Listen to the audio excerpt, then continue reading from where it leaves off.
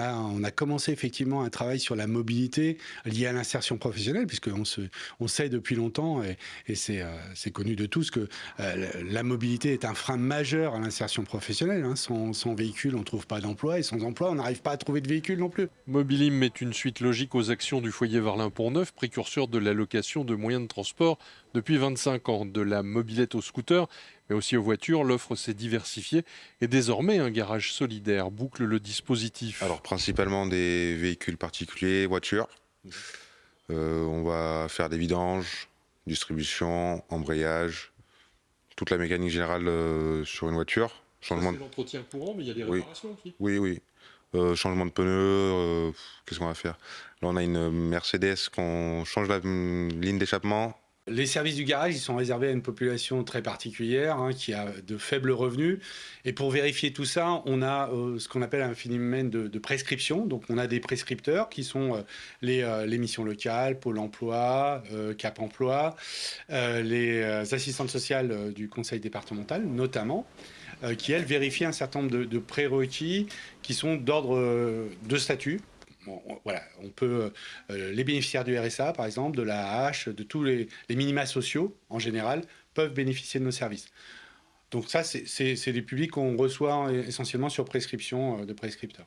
Ensuite, on a des gens qui peuvent venir directement. C'est des gens notamment qui travaillent en insertion, sur les chantiers d'insertion, les entreprises d'insertion, et les gens qui travaillent dans les GEC.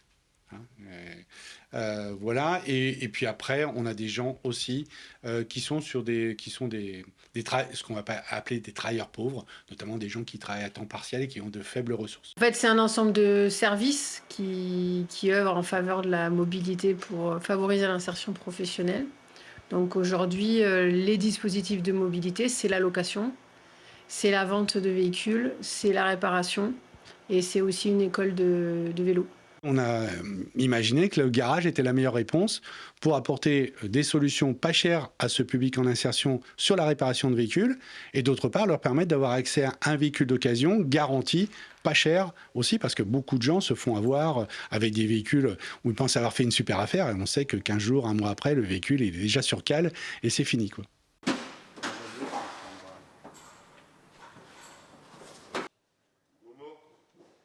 Le garage fonctionne avec une petite équipe qui encadre 3 travailleurs en insertion avec des contrats de 26 heures par semaine.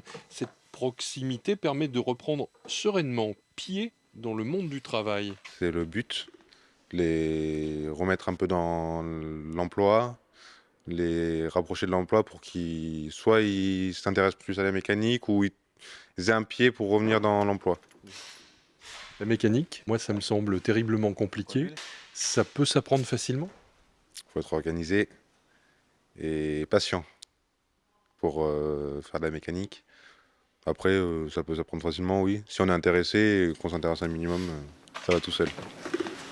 Après, la particularité du chantier d'insertion, c'est que ce sont des gens qu'on reçoit qui sont très éloignés de l'emploi, qu'on doit accompagner jusqu'à un maximum de 2 ans, puisqu'on est conventionné sur ces postes maximum 2 ans. Donc l'objectif aussi, c'est de leur proposer un poste ici, mais de les accompagner sur le plan social et professionnel pour leur permettre de sortir du chantier avec une solution, c'est-à-dire une formation, un emploi, une création d'entreprise. Le chantier d'insertion, c'est se préparer à se former?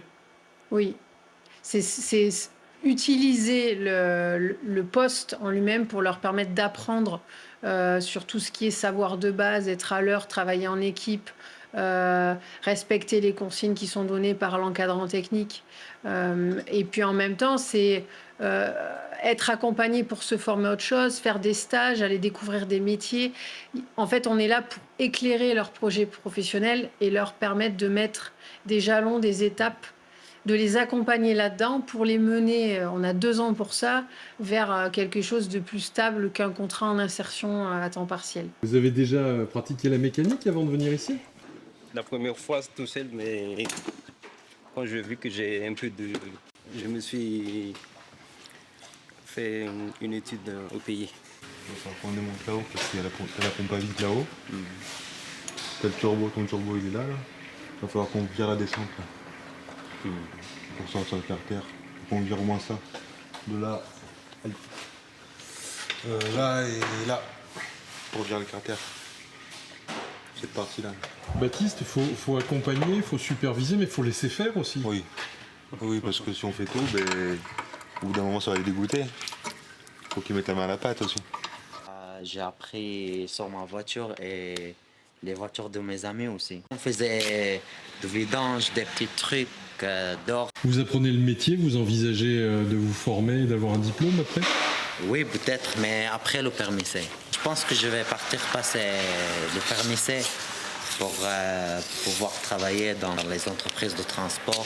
Là, avec l'ouverture du garage solidaire, effectivement, on est dans une vraie stratégie pour rechercher des véhicules en don. C'est-à-dire qu'aujourd'hui, on a quelques véhicules qui sont rentrés sur le parc depuis qu'on est véritablement ouvert.